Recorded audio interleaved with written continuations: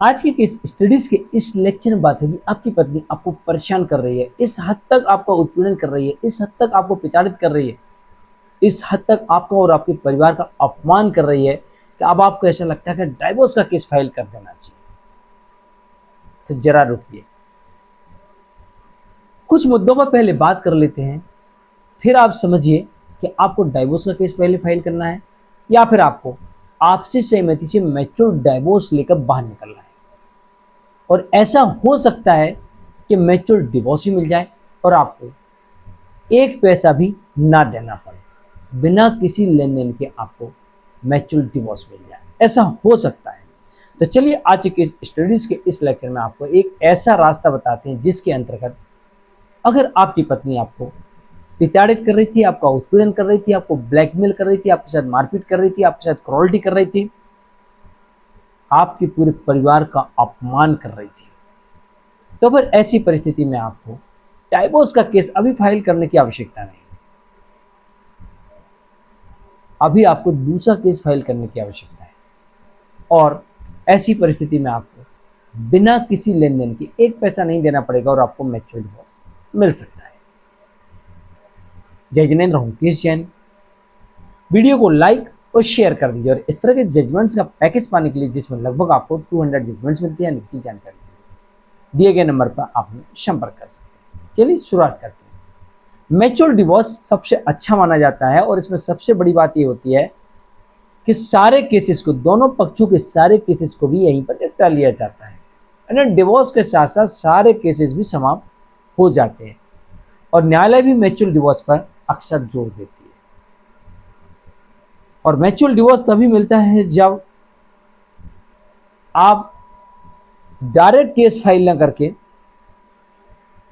दूसरे रास्ते से जाते हैं या फिर पति को आमतौर पर एलिमनी देना पड़ता है पत्नी को, और पत्नी जितना एक्सपेक्ट कर रही है उतना उसको अगर दे दिया जाए तो भी कई बार देखा कि मैच्योर डिवोर्स मिल जाता है। और भी कुछ परिस्थितियां होती हैं कि उनमें भी पत्नी जल्दी तैयार हो जाती है। बाकी जहां पर पति की तरफ से सीधा डायरेक्टली डाइवोर्स का केस फाइल कर दिया, वो भी बिना एविडेंस के, और पत्नी ने अपनी तरफ से केसेस फाइल कर दिए, तो फिर ऐसी परिस्थिति में पति को काफ़ी परेशानी का सामना भी करना पड़ सकता है। इसलिए डायरेक्ट डाइवोर्स का केस फाइल करने के पहले दूसरे रास्ते से चलते हैं। नंबर 1, जैसे ही आपकी पत्नी आपको और आपके परिवार वालों को परेशान करने लगती है, प्रताड़ित करने लगती है, उत्पीड़न करने लगती है, तो आप डिजिटल एविडेंस कलेक्ट करें। जिस तरीके से आपका उत्पीड़न हो रहा है, जो भी आपके साथ प्रताड़ना हो रही है, उसका डिजिटल एविडेंस यानी कि वीडियो वगैरह बनवाइए। ये सारे के सारे सबूत आपके सबूत के तौर पर काम आएंगे। जैसे ऑडियो रिकॉर्डिंग हुई, कॉल डिटेल्स हुई, फोटोग्राफ्स हुई, चैटिंग हुई, एसएमएस हुआ, कॉल रिकॉर्डिंग हुई, सीसीटीवी रिकॉर्डिंग हुई, वीडियो रिकॉर्डिंग हुई, ईमेल्स। इस तरह के जो डिजिटल एविडेंस है इन्हें कलेक्ट करिए और इन्हें इकट्ठा करिए। और इसके साथ साथ नंबर 2, गवाह, आई विटनेस। अगर आई विटनेस न मिले तो डिजिटल एविडेंस सफिशिएंट होते हैं, और अगर डिजिटल एविडेंस नहीं है तो आपको गवाहों की आवश्यकता पड़ेगी, और गवाह भी है और डिजिटल एविडेंस भी है तो और अच्छा है। तो ये दोनों चीज़ें इकट्ठी करें और इसके साथ साथ अब वाइफ से सीधी बात करें कि देखिए, आपने बहुत उत्पीड़न कर लिया, आपने बहुत प्रताड़ित कर लिया, आपने बहुत परेशान कर लिया, आपने बहुत अपमान कर लिया, आपने बहुत मारपीट कर ली, बस अब नहीं। अब आप एक काम करिए कि हमें मैच्योर डिवोर्स दीजिए, वरना आपके सारे एविडेंस मेरे पास हैं, हम सीधे कोर्ट जाएंगे। तो पत्नी और उसके परिवार वालों से बैठ के वह बात करिए। अगर वो तैयार हो जाते हैं तो ठीक है, नहीं होते हैं तो अब आप सीधे नंबर 3, इनके विरुद्ध शिकायत दर्ज करवा दीजिए। अब कई बार ऐसी परिस्थिति बनती है कि आप लोग कहते हैं कि साहब पुलिस तो शिकायत दर्ज करती ही नहीं, तो आपके पास में एक विकल्प है। आप लिखित में वहाँ के थाना प्रभारी को दे दें, वहाँ के एसपी साहब को दे दें, एडिशनल एसपी को दे दें, आईजी को दे दें, डीआईजी को दे दें। इसके अलावा 112 डायल पर आप कंप्लेंट दर्ज करा सकते हैं, सीएम हेल्पलाइन में डाल सकते हैं, और इसके अलावा मानवाधिकार में डाल सकते हैं। आप इतनी जगह शिकायत दर्ज करवा सकते हैं। पुलिस स्टेशन की शिकायत है, जो पुलिस को दी गई शिकायत ही मुख्य मानी जाती है, आप ऑनलाइन दर्ज करवा दीजिए।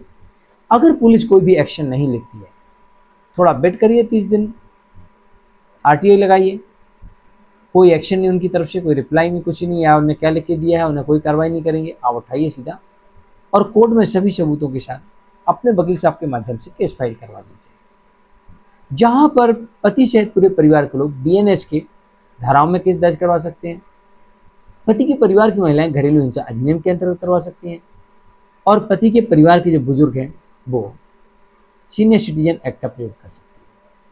तो बीएनएस तो सभी के लिए है, तो इसके अंतर्गत आप केस फाइल कर सकते हैं। यहाँ पर आपके पास में सभी सबूत हैं, गवाह भी है, और आपने कोर्ट में केस फाइल कर दिया है, तो अब आप ये मान के चल सकते हैं कि आपको म्यूचुअल डिवोर्स मिलने की पूरी पूरी संभावना है।